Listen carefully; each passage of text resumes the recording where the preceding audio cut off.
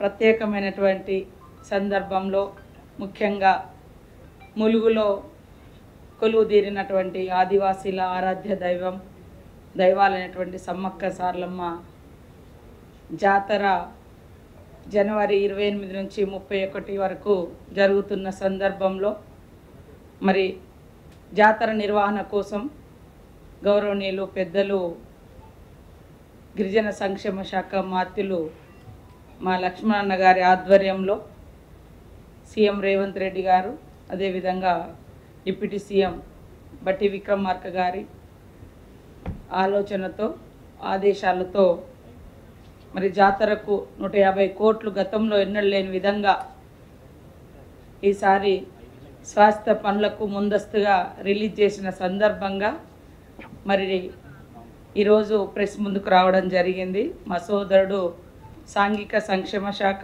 అదేవిధంగా tribal minority disable welfare శాఖ మాత్యులు అడ్డూరు లక్ష్మణన్న గారికి, పత్రికా ఎలక్ట్రానిక్ మీడియా సోదరులకు అందరికీ కూడా పేరు పేరున హృదయపూర్వక నమస్కారాలు, ధన్యవాదాలు తెలియజేస్తూ ఉన్నాము. ప్రతి 2 సంవత్సరాలకు ఒకసారి ఈ జాతరను ఆదివాసీలు మరి ఏషియాలోనే బిగ్గెస్ట్ ఫెస్టివల్, ఇది స్టేట్ ఫెస్టివల్. 96లో సమ్మక్క సార్లమ్మ జాతరను స్టేట్ ఫెస్టివల్గా ఆనాటి ప్రభుత్వం ప్రకటించిన నాటి నుంచి ప్రభుత్వము ప్రత్యేకంగా ఎండోమెంటుతో పాటు ముఖ్యంగా ట్రైబల్ శాఖ నుంచి అత్యధికంగా నిధులు కేటాయిస్తూ జాతర నిర్వహణ కోసం మరి పెద్ద ఎత్తున భక్తులు వచ్చేటువంటి లక్షలాది భక్తులకు ఎలాంటి అసౌకర్యాలు కలగకుండా ఉండేందుకు ఏర్పాట్లకు నిధులు ఇవ్వడం జరుగుతూ ఉంది.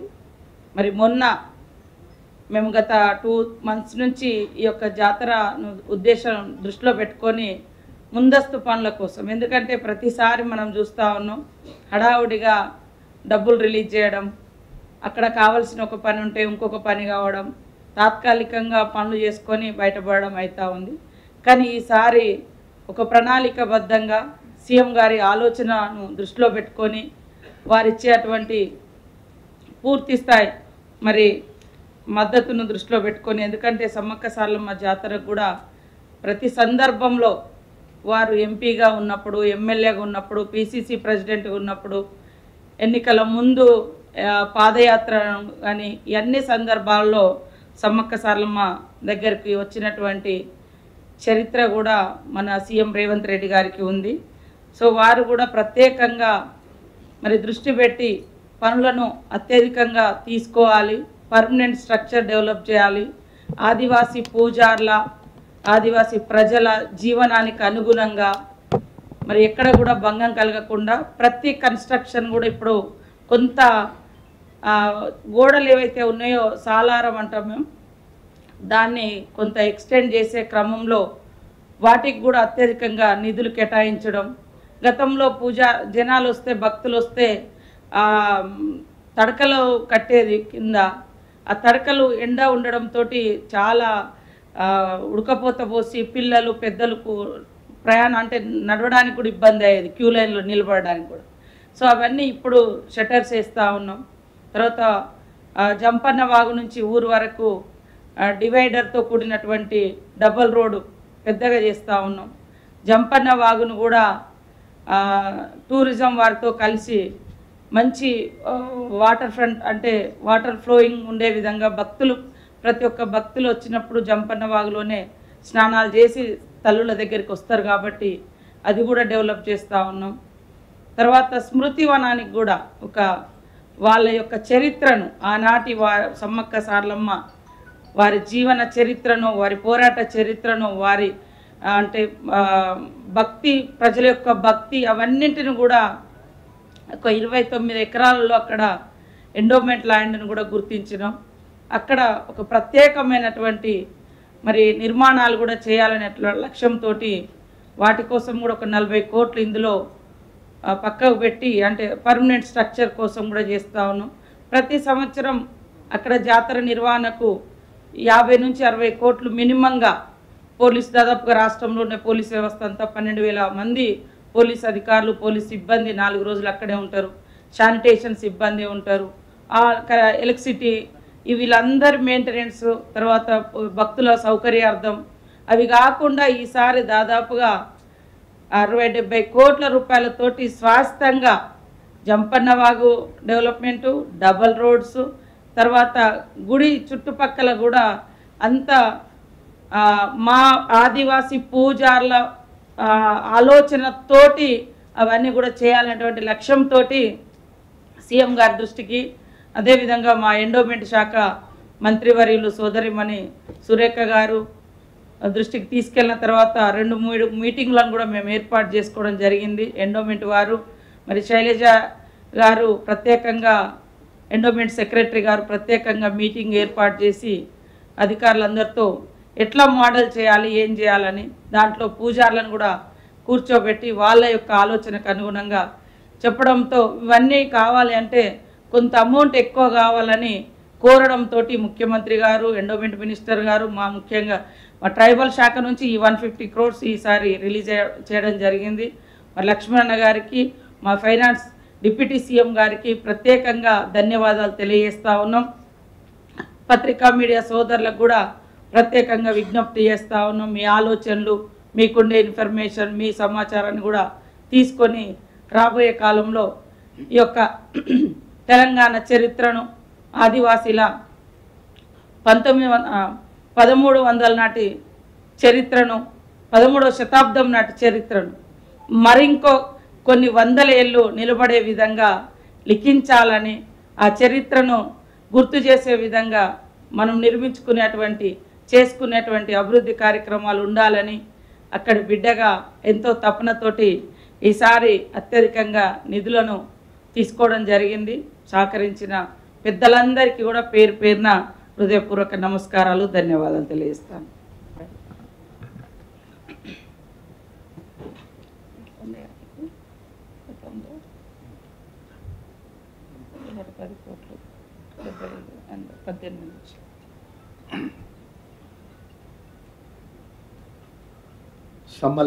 సమ్మక్క సారక వనదేవతల యొక్క యావత్ తెలంగాణ ప్రజానిక, భారతదేశంలో తెలుగు ప్రజల యొక్క గొప్ప జాతర. దేశంలో నలుమూల నుంచి లక్షలాది మంది ప్రజలు సమ్మలక్క తల్లి, సాలక్క గద్దెలను దర్శించుకొని మమ్మల్ని తల్లి ఎప్పుడు చల్లగా చూడాలని తల్లి యొక్క మొక్కులు ముట్ట చెప్పే ఒక కార్యక్రమంలో గౌరవ ముఖ్యమంత్రి రేవంత్ రెడ్డి గారి యొక్క నేతృత్వం లోపల ఆ ప్రాంత శాసనసభ్యులు, అదేవిధంగా మంత్రివర్యులు మా సీతక్క గారు,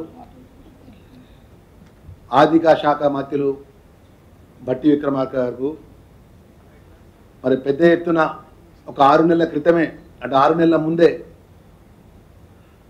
ప్రజలకు, భక్తులకు అసౌకర్యం జరగకుండా 150 కోట్లు ప్రత్యేక నిధులు కేటాయించి దానికి సంబంధించిన జీవో విడుదల సందర్భంగా ముఖ్యమంత్రి గారికి, ఫైనాన్స్ మినిస్టర్ గారికి, అదేవిధంగా ఆ శాఖ మంత్రిగా మనస్ఫూర్తిగా నేను ధన్యవాదాలు తెలియజేసుకుంటున్నాం. ఏదైతే మన సెంటిమెంట్ పరంగా మా ఆరాధ్య దైవం కోసం మన కుటుంబ సభ్యులతోని ఆ దేవుడి దర్శనానికి, అమ్మవారి దర్శనానికి వెళ్ళినప్పుడు గత ప్రభుత్వంలో 2014 నుంచి 18 నుంచి 23 నెలల ప్రభుత్వం లోపల అప్పుడు జాతర వస్తుందంటే ఆ జాతర 15 రోజుల ముందో, 20 రోజుల ముందో, నెల రోజుల ముందో ఆదరా బాదరాగా పనులు మొదలు పెట్టడం, ప్రజలకు తీవ్రమైన అసౌకర్యం ఏర్పాటు చేయడం, ఒక ఆలోచన పరంగా లేకుండా పనులు తీసుకోవడం, తిరిగి జాతర అయిపోయిన తర్వాత ఆ పనుల యొక్క నామాలు అంటే అడ్రస్ లేకుండా ఆ పనులు కనబడకుండా వెళ్ళిపోయే పరిస్థితి. ఈరోజు ఇంజనీరింగ్ అధికారులతోని, అక్కడ ఉన్నటువంటి జిల్లా కలెక్టర్ గారితో ఆ ప్రాంతానికి సంబంధించినటువంటి ప్రజలకు ఏ విధంగా ఇబ్బంది జరగకుండా మౌలికమైన సదుపాయాలు ఏర్పాటు చేయాలి, దానికి ప్రత్యేకంగా మా సీతక్క గారు కానీ, ఆ ప్రాంతానికి సంబంధించిన మంత్రివర్యులుగా ఉన్నటువంటి శ్రీధర్ బాబు గారు కానీ, ఆ ప్రాంత ప్రజాప్రతినిధులతో అన్ని వర్గాల ప్రజల యొక్క అభిప్రాయం తీసుకొని గౌరవ ముఖ్యమంత్రి గారు ఈరోజు 150 కోట్ల ప్రత్యేక సమ్మలక్క సారలక్క యొక్క తల్లి యొక్క ఆ దేవతల యొక్క జాతరకు నిధులు విడుదల చేయడం జరిగింది. పర్మనెంట్గా ప్రజలకు ఇబ్బంది జరగకుండా మౌలికమైనటువంటి సదుపాయాలు ఏర్పాటు చేసే విధంగా ఆ శాఖ మంత్రిగా ప్రత్యేకమైన దృష్టి పెడతామనే విషయాన్ని మరొకసారి మా మీడియా మిత్రుల ద్వారా యావత్ తెలంగాణ ప్రజలకు, తెలుగు ప్రజలకు అందరికీ కూడా తెలియజేసుకుంటూ, ఎక్కడ కూడా ప్రజలకు ఇబ్బంది జరగకుండా మన ప్రత్యేకమైనటువంటి ఆ తల్లి యొక్క గద్దె ప్రాంతంలో ఉన్నటువంటి అనేక యొక్క సదుపాయాలు ఏ విధంగా చేయాలని, ఆ వనదేవతల యొక్క గురువుల యొక్క ఎవరైతే ఆ దేవత యొక్క పెద్దవాళ్ళు ఉంటారు, కుల పెద్దలు, గిరిజన పెద్దలు ఉంటారు, వాళ్ళ యొక్క ఆలోచన పరంగా కూడా అమలు చేస్తామనే విషయాన్ని మరొకసారి అమలు చేస్తూ చెప్తూ, మరి 2024-25కు 110 కోట్లు పోయినసారి జాతరప్పుడు గౌరవ ముఖ్యమంత్రి ఈ ప్రభుత్వం వెచ్చించింది. ఈరోజు 150 కోట్లు పైచిలకు వెచ్చించే విధంగా మరి ముందస్తుగానే నిధులు మంజూరు, దానికి సంబంధించిన మౌలికమైన ఆదేశాలు ఇచ్చినట్టు సందర్భంలో పట్ల మరి ఇంకా ఏదైనా ఉన్నా కూడా మా మీడియా పరంగా కూడా ఆ ప్రాంత ప్రజలు కానీ, ప్రజాప్రతినిధులు కానీ, మీరు కానీ నేను సూచన చేసిన ప్రాథపూర్వకంగా మాకు ఇచ్చిన, మా శాఖకి ఇచ్చిన, తప్పకుండా ఆ ప్రాంత ప్రజలకు, ఆ భక్తులకు ఇబ్బంది జరగకుండా ప్రత్యేక దృష్టి పెడతామనే విషయాన్ని కూడా నేను మనవి చేసుకుంటూ, నేను ఆ శాఖ మంత్రిగా నేను చాలా సంతోషం. ఎందుకంటే నిన్ననే మీకు ప్రెస్ కాన్ఫరెన్స్లో చెప్పాను, అతి త్వరలో యావత్ తెలంగాణ 33 జిల్లాలకు సంబంధించినటువంటి గిరిజన ప్రాంతాలకు సంబంధించినటువంటి రోడ్ల విషయంలో కానీ, ఏదైతే ప్లేన్ ఏరియా, నాన్ ప్లేన్ ఏరియాకు సంబంధించిన 740 కోట్ల రూపాయల నిధులు, 700 కోట్ల రూపాయల పైచికి నిధులు అతి త్వరలో ముఖ్యమంత్రి గారు జీవో విడుదల చేసే ఒక అంశాన్ని కూడా నేను చెప్పడం జరిగింది. దానికి కూడా రాష్ట్ర ముఖ్యమంత్రి గారికి ప్రత్యేకంగా మేము ధన్యవాదాలు తెలియజేస్తున్నాం. శాఖ మంత్రిగా మీరు ఒకసారి మా మీడియా మిత్రుల ద్వారా యావత్ తెలంగాణ ప్రజానీకాన్ని మనం చేస్తున్నాం. గతంలో ఉన్నటువంటి 10 సంవత్సరాలు ఈ రాజ్యాన్ని వెళ్ళినటువంటి, మేమే రాజులం, మేమే మంత్రులం అని వెళ్ళినటువంటి వాళ్ళు ఏ రోజు ఈ గిరిజన శాఖకు సంబంధించినటువంటి ఆ గిరిజన తాండాల్లో ఉన్న ప్రజలకు ఆ మౌలిక సదుపాయాల విషయంలో కానీ, వెనుకబడిన ప్రాంతాలకు సంబంధించిన గిరిజన వర్గాలకు సంబంధించిన విషయంలో ఏ రోజు కూడా ఆలోచన చేయలేదు ఇంత పెద్ద ఎత్తున. ఈరోజు బడ్జెట్లో అటు ఎస్టీకి సంబంధించిన విషయంలో కానీ, ఎస్సీకి సంబంధించిన వర్గాలకు సంబంధించిన విషయంలో కానీ గౌరవ ముఖ్యమంత్రి గారి నేతృత్వంలో పట్ల రాష్ట్ర ఆర్థిక శాఖ మంత్రులు పెద్ద ఎత్తున బడ్జెట్ కూడా అమలు చేసి ఈరోజు దానిలో భాగంగా ఈరోజు ఇంత పెద్ద నిధులు తీసుకొస్తున్నాం. రాబోయే రోజుల్లో కూడా ప్రత్యేకంగా దృష్టి పెట్టి సాధ్యమైనంత వరకు ఈ రాష్ట్రంలో గిరిజన ప్రాంతాలు కానీ, అదేవిధంగా వెనుకబడిన ప్రాంతాల విషయంలో కానీ, అన్ని వర్గాల విషయంలో ప్రత్యేక నిధులు తీసుకొచ్చే విధంగా మా ప్రయత్నం, మా యొక్క బాధ్యతతో ఆ నిధులు తీసుకొచ్చే విధంగా మా ప్రయత్నం ఉంటుందనే విషయాన్ని మరొకసారి మనవి చేసుకుంటూ సెలవు తీసుకుంటున్నానండి. పంచాయతీరాజ్ శాఖ నుంచి లాస్ట్ ఇయర్ నుంచి మేము ప్రతి సంవత్సరం పనుల జాతరను చేపట్టడం జరుగుతూ ఉంది. రేపు 22వ తారీఖు నుంచి రాష్ట్ర వ్యాప్తంగా పంచాయతీరాజ్ శాఖలో దాదాపుగా 1,1589 పనులను గుర్తించడం జరిగింది. ఆ పనులకు 2,200 కోట్ల రూపాయలను రిలీజ్ చేస్తూ మరి ఆ పనులను చేపట్టేందుకు గాను కార్యాచరణ రూపొందించుకోవడం జరిగింది. గత సంవత్సరం కూడా పెద్ద ఎత్తున పనుల జాతర చేపట్టడం జరిగింది. ఇందులో ఈ పనుల జాతరలో ముఖ్యంగా అంగన్వాడీ భవనాల నిర్మాణము దాదాపుగా 1,689 కోట్లతోటి ఈ యొక్క అంగన్వాడీ భవనాలు, అదేవిధంగా గ్రామ పంచాయతీ భవనాల నిర్మాణం, మరి గ్రామ పంచాయతీలు 3,157 బిల్డింగ్లు, అదేవిధంగా 411 కోట్లతోటి ఇవి కూడా నిర్మాణం చేస్తున్నాం. వ్యక్తిగతంగా కూడా అక్కడక్కడ రైతులు, మహిళలు లేదా గ్రామస్తులు ఏదైనా పెట్టుకున్న వాళ్ళ పర్సనల్ బెనిఫిట్స్ కోసం కూడా కోళ్ళ షెడ్ల నిర్మాణం, 100 కోళ్ళ షెడ్ల నిర్మాణం చేస్తూ ఉన్నాం. గొర్రెలు మేకల షెడ్ల నిర్మాణం చేస్తూ ఉన్నాం. బావుల తవ్వకం చేస్తూ ఉన్నాం. పాంపాండ్ల నిర్మాణం చేస్తూ ఉన్నాం.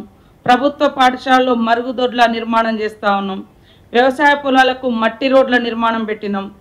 ప్రభుత్వ భవనాల్లో వర్షపు నీటి సేకరణ పిట్ల నిర్మాణం చేస్తాను. నీటి నిల్వ కుంటల నిర్మాణం, ఉమ్మడి భూములలో చేపల నిర్మాణం చెరువుల నిర్మాణం చేస్తూ ఉన్నాం.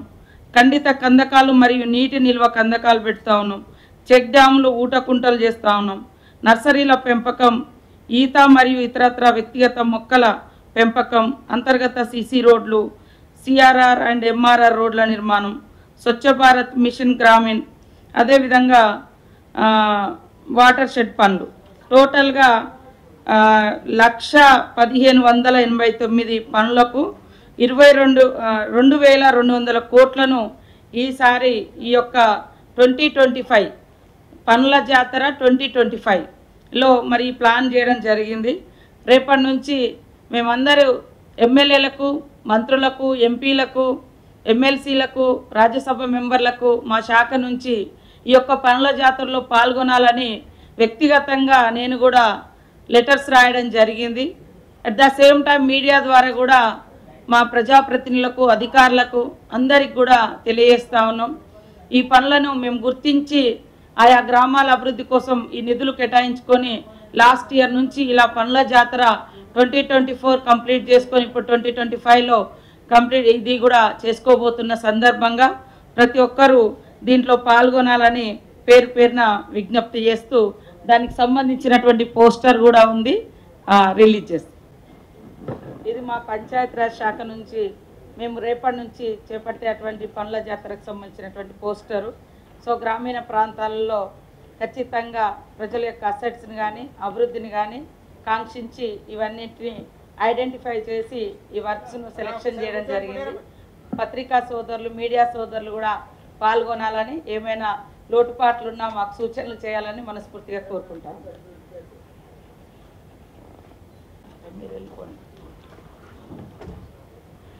కొన్ని ఉన్నాయి, అంటే జనరల్గా జాతరకే ఖర్చుకే దాదాపుగా మినిమం 50 కోట్లు అంటే వచ్చిపోయే భక్తులు, అధికారులు, అక్కడ ఉండే వాళ్ళకు ఫుడ్, ఇట్లా మిగతా అక్కడ లోకల్గా చిన్న చిన్న పనులకు అవి రెగ్యులర్ ఖర్చు వస్తుంది.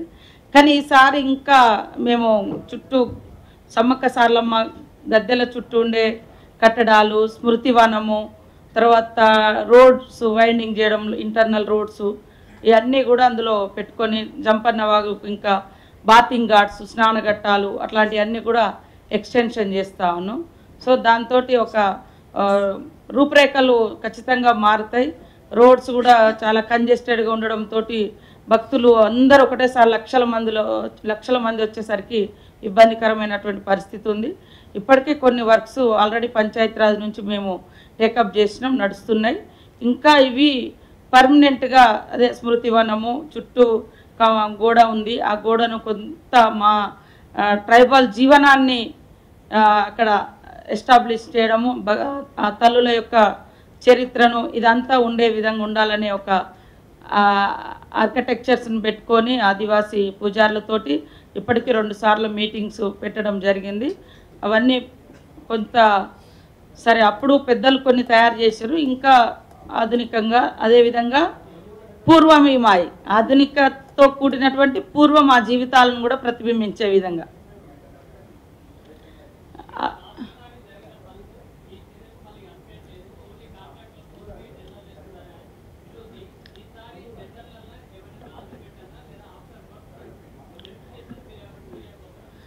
అన్ని వర్కులను మేము ఒక్కటి కూడా డిస్టర్బెన్స్ కానియము.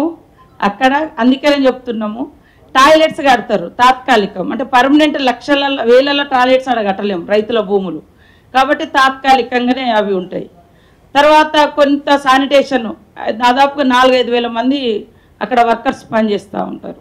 ఇట్లాంటివి కొన్ని కనపడవు, కానీ పర్మనెంట్ అయ్యేది ఖచ్చితంగా పర్మనెంట్ ఉంటేనే బిల్ ఇస్తాం, లేకుంటే అట్లాంటిది ఎక్కడ కూడా యాక్సెప్ట్ చేసేయలేదు. అందుకనే ఆదరబాదర పనులతోటి అక్కడ ఇబ్బంది అయ్యే పరిస్థితి ఉంది, గతం నుంచి చూసినాం. దాన్ని దృష్టిలో పెట్టుకొని లాస్ట్ 2-3 మంత్స్ నుంచి మూవ్ చేసుకుంటూ వచ్చినాం. అన్నగారి ఆధ్వర్యంలో ఈరోజు ఈ జీవో వచ్చింది. ఇప్పటికి మేము కొన్ని టెండర్లు కూడా లోకల్గా పిలుచుకోవడం జరిగింది, ప్రణాళిక అంతా సిద్ధం చేసుకోవడం జరిగింది. ఈ జీవో వచ్చింది కాబట్టి ఇమీడియట్లీ టెండర్ పిలిచి వాటన్నింటిని కూడా చేస్తాం. ఎక్కడ కూడా 1 రూపీ కూడా డిస్టర్బెన్స్ కాకుండా, అది దళారుల పాలు కాకుండా, కలెక్టర్లకు సొంత జేబులలోకి లేదా చేయని పనులకు బిల్లులు రాకుండా పోయే విధంగా మేము ఎక్కడ కూడా ఒప్పుకోము, అది జరగదు, జరగనివ్వం కూడా.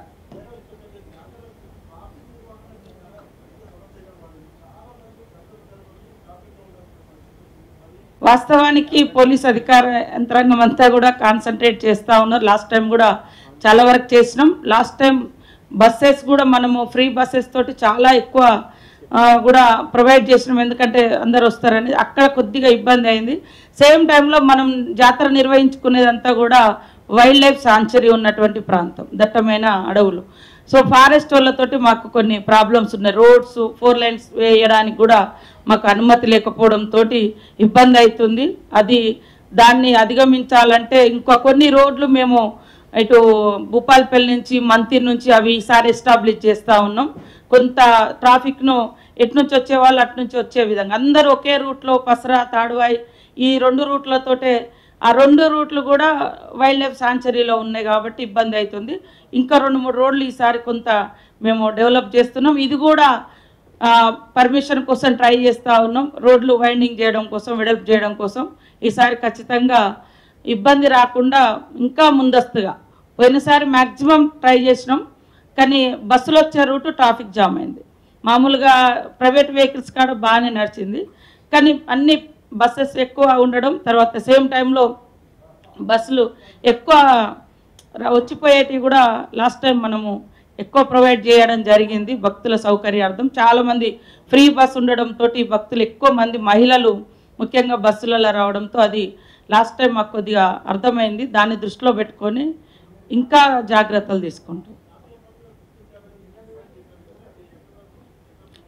సెంట్రల్ గవర్నమెంట్ నో అని చెప్పింది ఆల్రెడీ. వాళ్ళు మేము ఎక్కడ ఇవ్వమని. సో కిషన్ రెడ్డి గారు చెప్పిండ్రు. మేము అనేక సార్లు లాస్ట్ సెంట్రల్ మినిస్టర్స్ కానీ లేదా గవర్నర్లకు తర్వాత ఇతర అధికారులకు సెంట్రల్ గవర్నమెంట్ దృష్టికి తీసుకెళ్ళినాం. వాళ్ళు కరాఖండిగా కిషన్ రెడ్డి గారు గతంలో చెప్పేయడం జరిగింది. సో ఖచ్చితంగా భవిష్యత్తులో అయినా జాతీయ పండుగగా నిర్వహించుకుంటాం. ఎందుకంటే చాలా చుట్టుపక్కల రాష్ట్రాల నుంచి భక్తులు వస్తూ ఉన్నారు, వాళ్ళకు డేట్స్ అనేది తెలియడం లేదు. జాతీయ పండుగగా ఉంటే కనీసం జాతీయ లెవెల్లో ప్రచారం అవుతుంది, కరెక్ట్ డేట్స్ తెలుస్తూ ఉంటాయి. అదేవిధంగా సెంట్రల్ గవర్నమెంట్ కూడా కొంత దృష్టి పెట్టి ఫండ్ అలొకేషన్ చేస్తే ఇంకా బెటర్ ఫెసిలిటీస్ మనం ఇవ్వడానికి అవకాశం ఉంటుందనే ఉద్దేశం. తర్వాత ఏషియాలోనే ఇది బిగ్గెస్ట్ జాతర అనేది. అసలు ప్రపంచంలో కూడా ఇంత పెద్ద జాతర వితిన్ 3-4 డేస్లో ఇన్ని లక్షల మంది గ్యాదరింగ్ అయ్యేటువంటి ప్లేస్ ఎక్కడుందా అనేది మనకైతే తెలియదు. ట్రైబల్ ఇదే ఫస్ట్ టైం మేము అనుకుంటా ఉన్నాం. సో ఇప్పటికైతే ఏషియాలో బిగ్గెస్ట్ ఫెస్టివల్ అనేది ఇది మనకు ఉన్నటువంటి సమాచారం. కాబట్టి ఆ స్థాయిలో అభివృద్ధి చేసుకుంటే బాగుంటుంది అనేది మా అందరి అభిప్రాయం. ఖచ్చితంగా మా ప్రయత్నం, మా పోరాటం జాతీయ హోదా కోసం, జాతీయ పండుగ కోసం మేము చేస్తూనే ఉంటాం. వస్తారు కాబట్టి వాళ్ళ కోసమే వేసినాం. మన తెలంగాణలోనే కదా జాతర జరిగేది కాబట్టి వేయడం జరిగింది.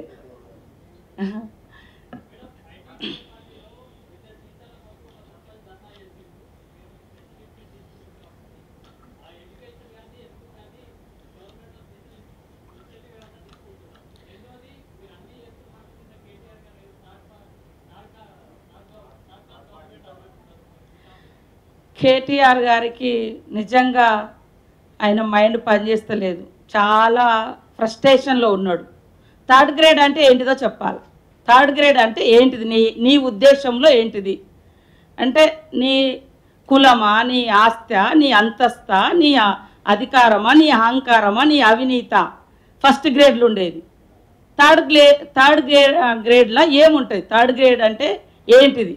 మా సీఎం ఎట్లా 3rd గ్రేడ్ అయిండు, మా ప్రభుత్వము ఎట్లా 3rd గ్రేడ్ అయిందో చెప్పాలి. ఎందుకు అంత అహంకారపూరితమైనటువంటి మాటలు? ఈరోజు ఏదో సల్లకచ్చి ముంత దాచుకున్నట్టుగా బీజేపీకి సపోర్ట్ చేస్తామని చెప్పకుండా రేవంత్ రెడ్డి గారు పెట్టిన క్యాండిడేటు లేదా 3rd గ్రేడ్ ప్రభుత్వం పెట్టిన candidate 3rd grade person, 3rd grade person పెట్టింది. అసలు నీ డర్టీ మైండ్ అయ్యా, నీది డర్టీ మైండ్. అందుకనే మట్టిగా ఆలోచిస్తున్నావు. నీ మైండ్లో అసలు ఫ్రెష్నెస్ లేదు, నీ మైండ్లో వాస్తవాలు ఏం తెలియడం లేదు. అందుకనే ఏం చేయాలో అర్థమవుతలేదు నీకు. ఒక దిక్కు కేసులు, ఒక దిక్కు ఇంట్లో ప్రాబ్లం. పాపం ఆంధ్రలో విజయమ్మ కూడా అట్లనే చాలా ప్రాబ్లం ఫేస్ చేసింది. ఇక్కడ కూడా కేసీఆర్ గారు అదే ప్రాబ్లం ఫేస్ చేస్తున్నట్టుంది. అందుకనే ఆయన బయటికి రాలేకపోతున్నాడు. ఇంకా ఎందుకే ఇవాళ నీ ఇంట్లో సమస్యలు, అదేవిధంగా ఇవాళ ఆ సొంత చెల్లి ఇవాళ మీ మీద లెటర్ రాసింది. అంటే వితిన్ పార్టీలో జరిగేటువంటి అంశాలు కూడా బయటికి పోతున్నాయి. మా సొంత నాన్నకు రాసుకున్న లెటర్ కూడా బయటికి పోతుంది.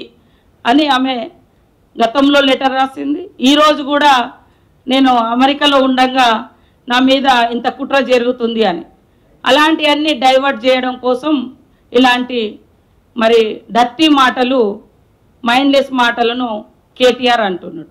ఇవాళ వాళ్ళు ఏదైతే మా ఉపరాష్ట్రపతి అభ్యర్థిగా మా ఎన్డీఏ మా మా అలయన్స్ పార్టీ ఏదైతే ఉందో పెట్టినటువంటి మా ఇండియా బ్లాక్ ఏదైతే పెట్టినరో ఆ అభ్యర్థిని ఆల్ పార్టీస్ కలిసి పెట్టడం జరిగింది, మా అలయన్స్ పార్టీస్ అన్నీ. ఇందులో గతంలో మీరు కేటీఆర్ గారు మీ నాయన ఫ్లైట్ వేసుకొని రాష్ట్రాలన్నీ కూడగట్టి నేను థర్డ్ ఫ్రంట్, ప్రజా ఫ్రంట్, ఆ ఫ్రంట్, ఈ ఫ్రంట్ అని మీరు తిరిగినారు. అలయన్స్ పార్టీలు అన్నీ కలిసే ఈరోజు జస్టిస్ రిటైర్డ్ సుదర్శన్ రెడ్డి గారి పేరును ప్రతిపాదించడం జరిగింది. దానికి సూటిగా మద్దతు ఇవ్వాల్సింది పోయి డొంక తిరుగుడు మాటలు, యూరియా ఎవరిస్తే వాళ్లకు మద్దతు ఇస్తామంటారు. యూరియా ఎవరు ఇవ్వాలి? ఈ రాష్ట్రంలో ఇవాళ బీజేపీ బీఆర్ఎస్ ఆడుతున్న నాటకంలో రైతులు బలైతున్నారు. యూరియా కోసము మా ఎంపీలు, ఈవెన్ మా రాహుల్ గాంధీ, ప్రియాంక గాంధీ గారు కూడా కేంద్రం మీద ఒత్తిడి తెస్తున్నటువంటి విషయం అందరికీ తెలుసు. ఇవాళ కేంద్రము రాష్ట్రంలో ఉన్నటువంటి రైతులు ఒక దిక్కు సన్నవడ్లకు బోనస్ ఇవ్వడం కానీ, రైతు రుణమాఫీ కానీ, అదేవిధంగా ఏకకాలంలో 9,000 కోట్లతోటి రైతు భరోసా ఇవ్వడం కానీ, ఇవన్నిటితో రైతులు సంతోషంగా ఉంటున్నారని ఈ రెండు పార్టీలు బీఆర్ఎస్ బీజేపీ కూడా బలుక్కొని ఇవాళ యూరియా కొరతను సృష్టించింది ఆ పార్టీలు. అదే సాకును ఈరోజు నువ్వు ముందు పెట్టి మేము యూరియా ఎవరు ఇస్తే వాళ్లకు మద్దతు ఇస్తామంటే ఏమన్నా అర్థం ఉన్నదా? ఎవరి చేతిలో ఉంది యూరియా? ఇవ్వాల్సినటువంటి బాధ్యత కేంద్రం నుంచే వస్తుంది రాష్ట్రాలకు మేజర్గా. మరి అది అక్కడ ఇవ్వకుండా మీ ఎంపీలు కానీ మీరు కానీ అది మాట్లాడకుండా ఇవాళ రాష్ట్రం మీద దుమ్మెత్తిపోయడమే కాకుండా ముడిపెట్టడం, ఏమంటారు, ఎంటకక్కును కాలిగొట్టుకేదో ముడిపెట్టినట్టుగా ఈరోజు ఒక అవగాహన ఉన్నటువంటి మనుషులు ఈ రకంగా మాట్లాడతారా? ఇవాళ మీరు ఆ రోజు మరి హెలికాప్టర్లు వేసుకొని మేము థర్డ్ ఫ్రంట్ పెడతాం, ఈ ఫ్రంట్ పెడతామని మీరు ఆ రోజు తిరిగినారు. ఈరోజు అదే పార్టీలు అన్నీ కలిపి అభ్యర్థిని ముందు పెట్టడం జరిగింది. ఎందుకు వ్యతిరేకిస్తున్నారు? సూటిగా, సుత్తి లేకుండా, దాపరికం లేకుండా ఖచ్చితంగా మేము బీజేపీకి మద్దతు ఇస్తామనండి, సరిపోతుంది. అది వదిలిపెట్టి రకరకాల మాటలు, తర్వాత థర్డ్ గ్రేడ్ పార్టీ. నేను ఒకటే అడుగుతున్నా, నీ దృష్టిలో థర్డ్ గ్రేడ్ అంటే ఏంటిది? ఫస్ట్ గ్రేడ్ అంటే ఏంటిది పాలిటిక్స్లో? మీలాంటి డట్టి ఆలోచనలు మాకు లేవు, డట్టి బుద్ధులు మాకు లేవు. మీ కుటుంబం, మీ చెల్లెని అన్నది నా ఫోన్లు ట్యాప్ చేసిరని, అలాంటి ఆలోచనలు మా పార్టీలో లేవు, మా ప్రభుత్వంలో లేవు. కాబట్టి అక్కడ జవాబు చెప్పుకో. ఇది ఖచ్చితంగా ఇలాంటి డొంక తిరుగుడు మాటలు, ఇలాంటి తప్పుడు మాటలు, అహంకారపూరితమైనటువంటి మాటలు మానుకొని ఒక సిస్టమేటిక్గా సిస్టంలో ఉన్నాము, ఒక నిర్మాణాత్మకమైనటువంటి ప్రతిపక్షంగా వ్యవహరించండి, మాట్లాడండి, మీ మానసిక స్థితిని బాగు చేసుకోండి అని నేను వారికి సూచన చేస్తున్నా.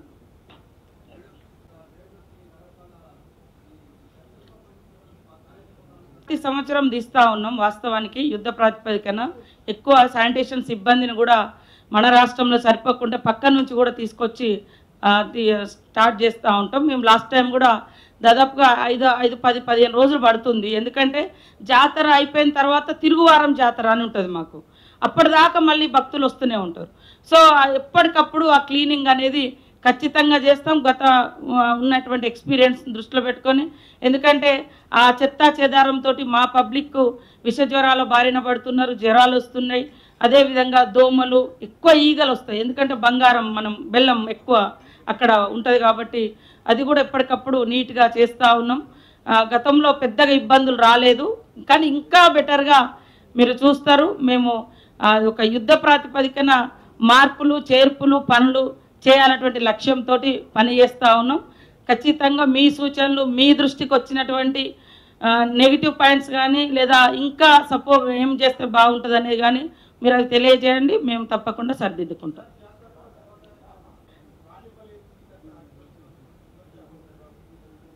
మేమిద్దరము సమ్మక్క సార్లమ్మలాగా కలిసి ఉన్నాం. ఎవరో కుట్రదారులు పిచ్చోళ్ళు అంటే ఒకటి వాళ్ళ ఫ్యూడల్ మెంటాలిటీ, ఆడోళ్ళు కలిసి ఉండరు కొట్లాడుకుంటారు అనే భావన తీసుకొచ్చి దాన్ని ఎవరో ఎంజాయ్ చేయాలనుకుంటున్నారు అట్లాంటి సబ్జెక్టు.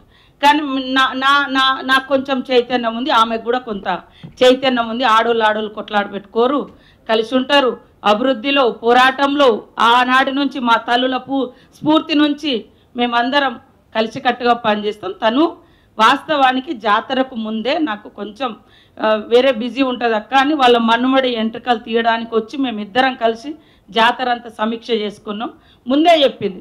సరే సడన్గా మీలాంటి ఇట్లా కొన్ని వార్తలు వచ్చిన తర్వాత ఆమె రావాలని ప్రయత్నం చేసినా కూడా పాపం ఆమె బెడ్ మీద ఉండి కూడా ఒక వీడియో పెట్టింది. నాకు కొంచెం హెల్త్ ప్రాబ్లం ఉంది, నేను రాలేకపోతున్నాను. అసలు రానివ్వకపోవడం అనేది ఉండదు. మా జాతరకు ఎంత కీర్తి వస్తే, ఎంతమంది భక్తులు విశ్వాసం చురగొంటే ఆ తల్లుల యొక్క కీర్తి అంత గొప్పగా పోతుందని ఆలోచిస్తాం, బ్రాడ్గా థింక్ చేస్తాం.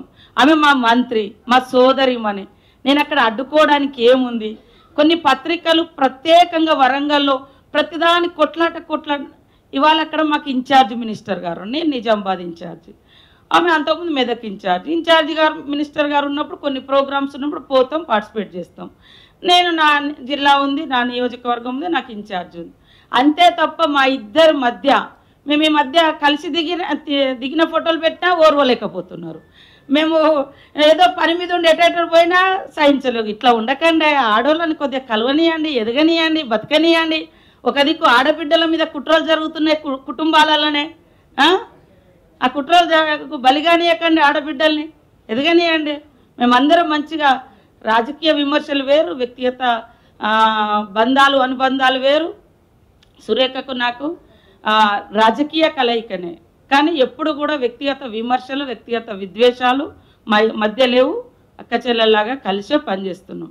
కాబట్టి దయచేసి ఆడోళ్ళ మీద కొంచెం ఏదైనా లోటుపాట్లున్నా ముందుకు పోయేటట్టుగా మీ ఇంటోళ్ళను, మీ చెల్లెలను, మీ భార్యలను, మమ్మల్ని అందరిని ఎంకరేజ్ చేయండి. మా నాయకత్వాన్ని అంగీకరించండి. భవిష్యత్తులో ఆడబిడ్డ ఇంట్లో సంతోషంగా ఉంటే మీరందరూ సంతోషంగా ఉంటారు. సమాజంలో కూడా ఆడవాళ్ళందరూ సంతోషంగా ఉంటే ప్రతి వ్యవస్థ బాగుంటుంది, బాగుపడుతుంది. ఇదే నా విజ్ఞప్తి. మా సమ్మక్క సార్లమ్మ స్ఫూర్తితోటి అందరం కలిసికట్టుగా జాతరను విజయవంతం చేసుకుందాం.